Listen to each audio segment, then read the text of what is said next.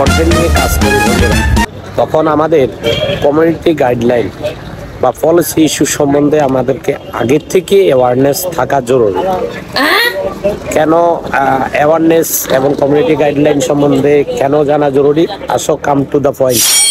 আমরা যখন কন্টেন্ট নিয়ে কাজ করি তখন আমাদেরকে কন্টেন্ট ঠিক আছে কি না, বা আমাদের ফেসবুক নিয়ে যে আমরা কাজ করি বা সোশ্যাল অ্যাকাউন্ট নিয়ে কাজ করি, আমাদের কন্টেন্টগুলো যথাযথভাবে হচ্ছে কি না এবং যথাযথভাবে কন্টেন্ট তৈরি করতে পারতেছে কি না, বা কমিউনিটি গাইডলাইন ফলো করছে কি না সোশ্যাল অ্যাকাউন্টে, সেটা জানা আমাদের জন্য খুবই জরুরি। সেই জন্য যারা আজকে কন্টেন্টটি দেখতেছ সবাইকে জানাবো, ফুল ভিডিওটি দেখো এবং দেখে ভালো লাগলে টাইমলাইনে শেয়ার করে দিও। আজকের কন্টেন্টে আমি 3টা পয়েন্টে বিস্তারিত আলোচনা করব। ফার্স্ট পয়েন্ট যেটা, সেটা হচ্ছে পলিসি ইস্যু তথা কমিউনিটি গাইডলাইন। কমিউনিটি গাইডলাইন আসলে আমরা অনেকে খুব ইজিলি ভাবে করে থাকি, যেমন পরস্পরকে হুমকি ধমকি বা আমাদের যে কমিউনিটি গাইডলাইনে যে নিয়ম কানুন আছে সেটা ফলো না করে কাজ করে যাওয়া, যেমন ফলোয়ার চাওয়া, স্টার চাওয়া, হুমকি ধমকির বিষয় তো পূর্বেই বলেছি। তো এইসব ক্ষেত্রে যে ইস্যু আসে সেটা তাৎক্ষণিকভাবে নর্মাল ইস্যু আসে, তো সেই ক্ষেত্রে আমরা সেটা অবশ্যই রিমুভ করে ফেলবো এবং রিমুভ করে ফেলে তাৎক্ষণিকভাবে আমাদের তেমন একটা সমস্যা হয় না। কিন্তু যখন আমরা লং টাইম এসব সমস্যায় পড়ি সেক্ষেত্রে আমাদের অন্য বিশাল ইস্যুর মধ্যে পড়ে যায়। সেটা আমার পয়েন্ট আছে। দ্বিতীয় পয়েন্ট আমি সে বিষয় নিয়ে কথা বলবো। সেকেন্ড পয়েন্ট হচ্ছে রেস্ট্রাকশন ইস্যু।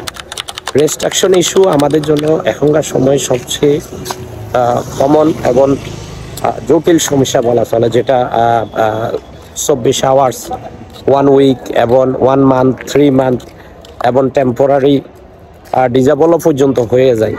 তো রেস্ট্রাকশনের ক্ষেত্রে মূলত আমাদের অজ্ঞতা এবং কনস্ট্যান্টলি আমরা ভুল করে যাওয়ার জন্য আমরা কিন্তু রেস্ট্রাকশনের মধ্যে পড়ে যাওয়ার সম্ভাবনা সবচেয়ে বেশি। সেই জন্য আমাদের যখন কোনো সমস্যা আসবে আমরা নোটিফিকেশন পাবো, না হলেও আমরা সাপোর্ট ইনবক্সে চেক করে দেখবো আমাদের কোনো সমস্যা আছে কি না, তাহলে আমরা রিমুভ করে এবং যথাযথভাবে কমিউনিটি গাইডলাইন ফলো করলে তাহলে রেস্ট্রাকশন ইস্যু আশা করে তুলে নিয়ে নেওয়া যাবে। তারপর সর্বশেষ সমস্যা যেটা হামেশা হয়ে থাকে, যেটা অনেকে জেনে না জেনে বুঝে আমরা করে থাকি, সেটা হচ্ছে কপিরাইট ইস্যু। কপিরাইট ইস্যু বর্তমান সময়ের জন্য খুবই কমন। কেন কমন? কারণ আমরা প্রতিনিয়ত কিন্তু রিলস ভিডিও আপলোড দিই। রিলস ভিডিও আপলোডে আমরা ফ্রি মিউজিক ইউজ করি, সেখান থেকে আমাদের কপিরাইট ইস্যু বেশি আসে।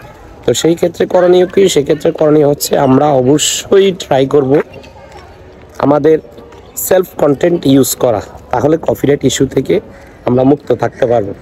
সর্বোপরি বন্ধুরা, ফাইনালি তোমাদেরকে যেটা কাজ করতে চাচ্ছি সেটা হচ্ছে যে আমরা বেশি বেশি রিচার্জ করব ফেসবুকের বিভিন্ন গাইডলাইন নিয়ে এবং ফেসবুকের কন্টেন্ট নিয়ে, এবং গাইডলাইন কেমন হবে, কিভাবে কাজ করতে হবে, এসব বিষয় নিয়ে আমরা বেশি রিসার্চ করব, তাহলে আমরা বিস্তারিত জানতে পারবো। যেহেতু আমি একজন কন্টেন্ট ক্রিয়েটর, আমি কন্টেন্ট নিয়ে কাজ করব, সেহেতু আমাকে সতর্ক থাকা খুবই জরুরি।